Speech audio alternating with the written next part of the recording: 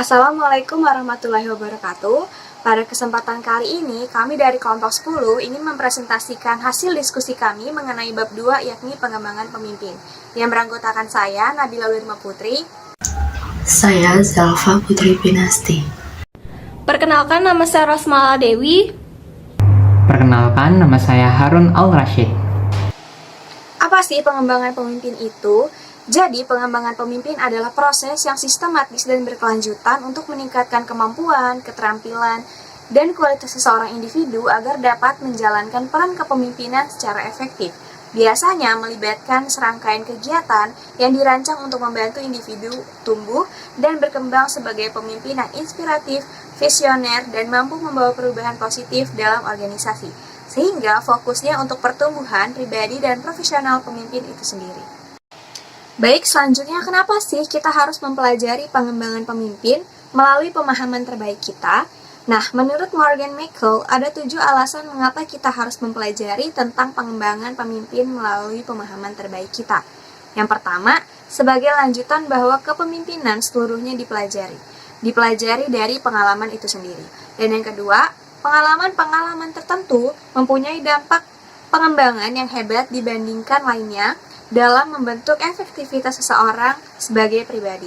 Yang ketiga, hal yang membuat pengalaman menjadi berharga adalah tantangan yang mereka berikan kepada seseorang. Yang keempat, jenis pengalaman yang berbeda akan mengajarkan pelajaran kepemimpinan yang berbeda pula. 5. Pengalaman yang paling berguna dari belajar kepemimpinan justru datang dari pekerjaan yang diberikan kepada kita, sehingga dapat dirancang untuk meningkatkan pengayaan proses pengembangan itu sendiri.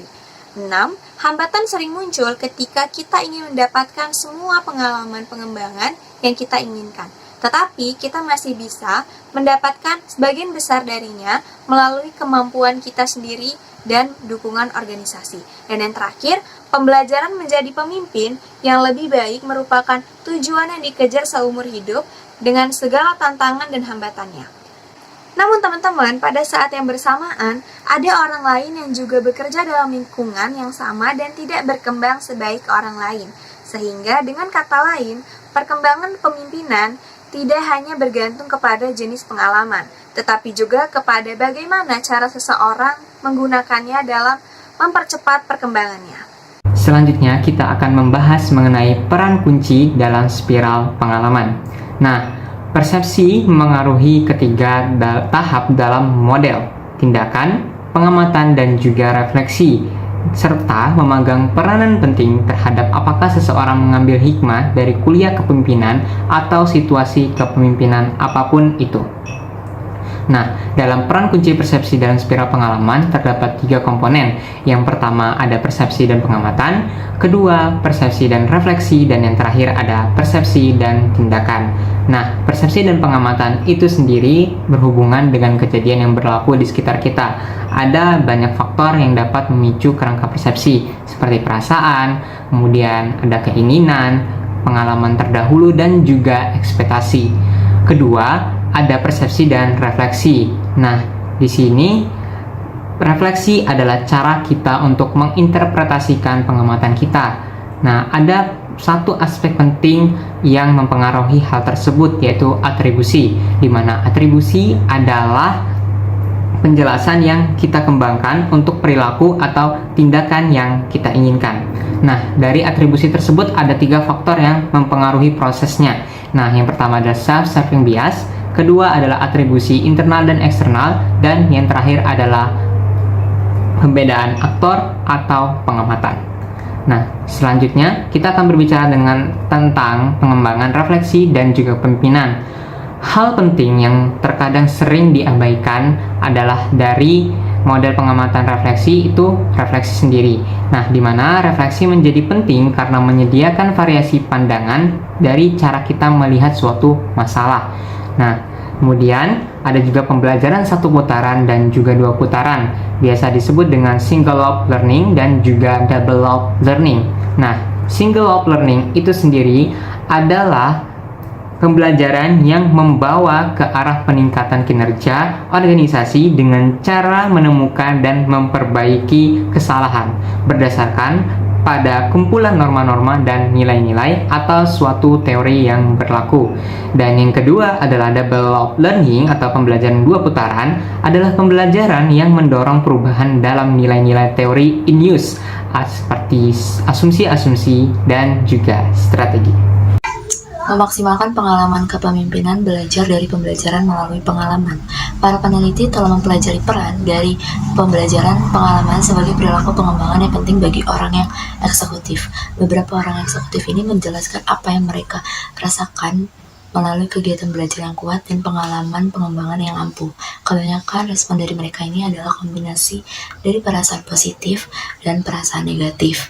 Pada pola sepenuhnya untuk mendukung hipotesis panjang mengenai kaitan antara stres dan pembelajaran, yang dimana kegiatan belajar dan pengalaman pengembangan menekan hidup seseorang biasanya bersifat penuh tekanan atau stres. Dalam situasi tekanan ini, tendensi tersebut akan semakin hebat dan hasilnya juga akan menjadi tantangan akibat dari pengembangan orang dewasa. Saat orang sangat butuh untuk keluar dari cetakan pola masa lalu, maka mereka paling tidak menginginkan hal itu, dan untuk menjadi berani harus bertentangan terhadap kesuksesan historis seseorang yang membutuhkan komitmen yang teguh untuk belajar dan melepaskan ketakutan akan kegagalan dan ketidaktahuan. Pada tantangan spesifik untuk menjadi data menjadi seorang pemimpin yang efektif, orang-orang yang memimpin organisasi yang modern harus terus berada dalam proses belajar yang tak berkesudahan. Dalam Leadership Institute mengkarakteristikkan tantangan tersebut secara baik dalam pengamatan bahwa pemimpin organisasi adalah praktisi kepemimpinan sekaligus sebagai pelajar kepentingan di saat yang bersamaan. Pemimpin yang bijaksana harus menerima hal itu dan terkadang harus melalui proses dan pengembangan pemimpin. Beberapa pengembangan mengenai pemimpin sebagai berikut. Yang pertama yaitu pengembangan pemimpin di kampus, di mana merupakan investasi jangka panjang yang akan memberikan manfaat bagi individu, organisasi, dan masyarakat secara keseluruhan. Dengan memberikan kesempatan dan dukungan yang tepat, maka kampus dapat mencetak generasi pemimpin yang kualitas dan mampu membawa perubahan yang positif. Dalam program kepemimpinan, perlu mengembangkan nilai-nilai yang mewakili bidang lebih luas, terutama yang sangat menonjol dalam lembaga-lembaga lokal. Dalam program studi kepemimpinan ini juga bervariasi metode pengembangan pemimpin yang dapat digunakan di luar pembelajaran melayani. Ada beberapa cara untuk mengembangkan pemimpin di kampus, yaitu yang pertama organisasi mahasiswa, memberikan ruang bagi mahasiswa untuk berorganisasi dan mengembangkan diri melalui berbagai kegiatan. Yang kedua, program pelatihan kepemimpinan, di mana mengadakan pelatihan-pelatihan yang fokus pada pengembangan keterampilan kepemimpinan seperti komunikasi, pengambilan keputusan, dan manajemen konflik. Lalu ada mentoring, di mana menyambungkan mahasiswa dengan mentor yang berpengalaman, baik dari kalangan dosen, alumni, maupun profesional di luar kampus. Lalu ada kuliah tamu, di mana mengundang narasumber yang ahli di bidang kepemimpinan untuk memberikan inspirasi dan pengetahuan kepada mahasiswa. Bisa juga melalui studi kasus, di mana menganalisis kasus-kasus kepemimpinan yang relevan untuk meningkatkan pemahaman mahasiswa tentang konsep-konsep kepemimpinan. Lalu adanya juga proyek kolaborasi, di mana mahasiswa berkesempatan untuk bekerja sama dalam proyek-proyek yang menantang, sehingga mereka dapat belajar berkolaborasi dan menyelesaikan masalah bersama. Yang kedua, pengembangan pemimpin dalam ruang lingkup organisasi, di mana metode pengembangan pemimpin ini bukan hanya berskala individu, tetapi untuk kepentingan organisasi. Pengembangan pemimpin dalam ruang lingkup organisasi ini merupakan serangkaian upaya dan strategi yang dirancang untuk meningkatkan kemampuan, keterampilan, dan kompetisi kepemimpinan individu di dalam organisasi. Tujuannya adalah memastikan bahwa organisasi ini memiliki pemimpin yang efektif dan siap menghadapi tantangan di masa depan, serta dapat memimpin tim dan proyek dengan baik. Pengembangan pemimpin ini juga melibatkan berbagai proses seperti pelatihan, mentoring, pengalaman kerja langsung, evaluasi, dan umpan balik yang berkelanjutan. Ini juga mencakup meningkatkan keterampilan manajerial dan interpersonal yang diperlukan untuk menginspirasi dan memotivasi tim, membuat keputusan strategis, dan mengelola perubahan dalam organisasi. Ada banyak aspek penting dari pengembangan pemimpin dalam organisasi, yaitu yang pertama yaitu organisasi perlu mengidentifikasi individu yang memiliki potensi kepemimpinan. Yang kedua, adanya program pelatihan dan pendidikan yang dirancang untuk meningkatkan keterampilan kepemimpinan. Selalu ada evaluasi dan umpan balik berkelanjutan. Pengembangan pemimpin ini juga harus mencakup evaluasi berkelanjutan dan umpan balik yang konstruktif, karena evaluasi ini membantu pemimpin yang memahami kekuatan dan kelemahan mereka. Lalu ada membangun keterampilan interpersonal dan kolaborasi. Pemimpin yang efektif harus memiliki keterampilan interpersonal yang kuat untuk membangun hubungan yang baik dengan tim, kolega, dan pemangku kepentingan. Kemampuan juga berkolaborasi dan bekerja dalam tim lintas fungsi juga sangat penting. Lalu yang ketiga, pembelajaran melalui tindakan. Cara terbaik untuk mengapresiasi asal dari pembelajaran melalui tindakan ialah dengan membandingkannya dengan program pelatihan tradisional. Program pelatihan tradisional ini biasanya melibatkan peserta di dalam kelas dalam beberapa hari, bahkan seminggu lebih. Dari beberapa kelas ini banyak aktivitas pengembangan yang disebutkan sebelumnya, memberikan latihan dan beragam presentasi dalam berbagai aspek kepemimpinan. Filosofi dasar dari pembelajaran oleh tindakan bahwa pada orang dewasa tentunya pembelajaran terbaik ialah belajar sambil melakukannya. Pembelajaran melalui tindakan sering disusun dalam kerja tim yang menyelesaikan tantangan perusahaan sesungguhnya. Anggota kelompok belajar dapat ditempatkan dalam peran pemecahan masalah, dan kelompok tersebut diharapkan menghasilkan suatu keputusan terkait masalah tersebut atau tantangan tersebut dan mempresentasikan hasil analisis dan rekomendasi mereka secara formal kepada pihak lain. Pembelajaran melalui tindakan ini juga memberikan kesempatan untuk umpan balik dan refleksi kepada peserta mengenai kualitas dari analisis dan rekomendasi mereka, sama baiknya dengan idealnya mengenai aspek kekuatan dan kelemahan mereka sebagai pemimpin pekerja dalam proyek kolaborasi secara bersama-sama. Pembelajaran melalui tindakan yang pada mulanya merupakan metode yang jarang digunakan, kini menjadi sering dipakai oleh banyak perusahaan sebagai portofolio kesempatan pengembangan pemimpin. Sayangnya bagaimanapun juga, efektivitas yang ditunjukkan sebagai metode pengembangan pemimpin yang dibedakan dari penggunaannya dalam menghasilkan ide-ide baru untuk permasalahan yang bermasalah. Tentunya terdapat banyak alasan untuk hal-hal tersebut, tidak sedikit karena hubungan yang mungkin lemah antara proyek pembelajaran melalui tindakan tertentu dengan tantangan kepemimpinan yang ada di dalamnya. Terlalu pembelajaran melalui tindakan tidak mencapai dampak pengembangan pemimpin yang diharapkan karena kelompok dalam bekerja sering menjatuhkan korban kepada seseorang yang sama yang mungkin telah dialami dalam proyek berbasis kelompok dalam tugas kuliah. Pembelajaran melalui tindakan ini juga merupakan suatu hal yang menjadikan tetapi belum tentu juga memberikan hasil yang seragam. Baik, selanjutnya adanya perencanaan pengembangan. Perencanaan pengembangan adalah proses yang penting untuk mengubah perilaku, termasuk dalam konteks kepemimpinan. Mengubah perilaku, terutama yang sudah lama terbentuk, seringkali sulit, tetapi bukan tidak mungkin. Penelitian menunjukkan bahwa pemimpin dapat meningkatkan keahlian kepemimpinan mereka melalui 5 pertanyaan kritis. Berikut pertanyaannya. Pertama, apakah pemimpin mengetahui perilaku yang harus diubah? Jadi pemimpin itu perlu mengetahui perilaku spesifik yang harus dimulai, dihentikan, atau dipertahankan. Umpan balik 360 derajat dengan penilaian kinerja dan sumber lain itu dapat membantu memberikan informasi ini. Lalu pertanyaan kedua, apakah pemimpin termotivasi untuk mengubah perilaku tersebut? Nah, pemimpin harus memiliki motivasi yang kuat untuk mengembangkan keahlian yang diperlukan. Fokus rencana pengembangan sebaiknya pada 1 atau 2 kebutuhan utama untuk memaksimalkan peluang keberhasilan. Lalu yang ketiga, apakah pemimpin mempunyai rencana untuk mengubah perilaku tersebut?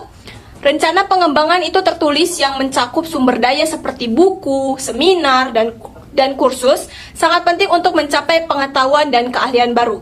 Pertanyaan yang keempat yaitu, apakah pemimpin mempunyai kesempatan untuk mempraktikkan keahlian baru? Nah, adanya praktik langsung dalam pekerjaan sehari-hari itu sangat penting untuk mengembangkan keahlian baru. Seperti dokter bedah yang hanya menjadi ahli dengan latihan berulang. Lalu yang kelima itu, apakah pemimpin bertanggung jawab untuk mengubah perilaku yang ditargetkan? Akuntabilitas dapat ditingkatkan melalui umpan balik langsung dan ditinjau berkala atas kemauan rencana pengembangan. Rencana pengembangan harus dipandang sebagai proses yang terus-menerus direvisi dan disesuaikan dengan kebutuhan dan kesempatan baru. Pemimpin secara aktif menulis dan melaksanakan rencana pengembangan biasanya mencapai peningkatan yang signifikan dalam keterampilan mereka.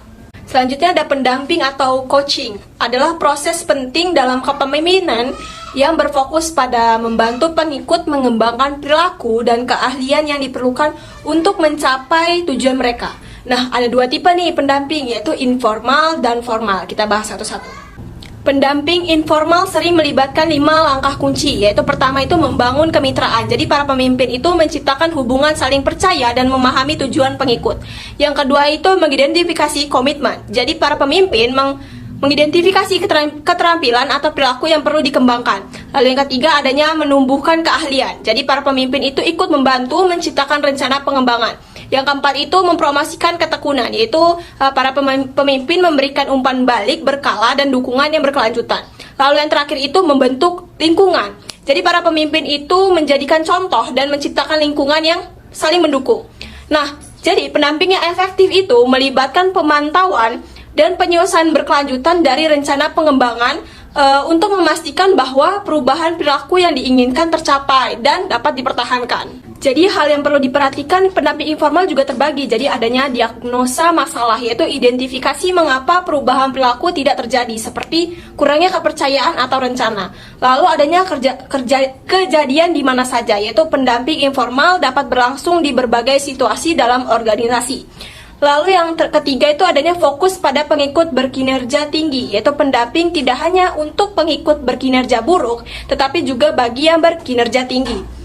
Yang keempat adanya pendamping jarak jauh dan lintas budaya, yaitu tantangan tambahan termasuk perbedaan budaya dan kesulitan membangun kepercayaan. Dan yang terakhir adanya kualitas pendamping yang efektif. Nah, pendamping yang baik harus memiliki kecerdasan, dominasi, dan keramahan untuk membangun hubungan dan memberikan umpan balik yang efektif. Nah, tadi kan udah informal nih, jadi selain pendamping informal, ada juga pendamping formal yang digunakan oleh banyak perusahaan besar. Jadi formal ini adalah program yang biasanya bersifat individual, yaitu berlangsung selama beberapa bulan hingga lebih dari 1 tahun dan melibatkan tes. Dan juga ada umpan balik 360 derajat dan sesi pelatihan.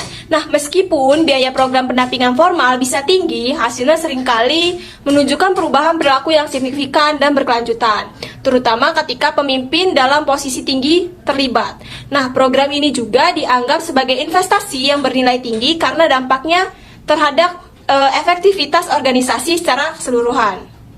Nah, baik, selanjutnya ada pembimbingan atau mentoring, yaitu pembimbingan adalah sebuah hubungan personal di mana seorang individu yang lebih berpengalaman disebut pembimbing atau mentor.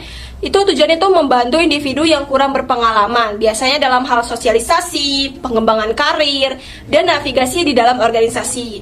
Nah, konsep ini yang tadi itu berasal dari karakter mitologi Yunani, mentor yang mengasuh putra Odysseus.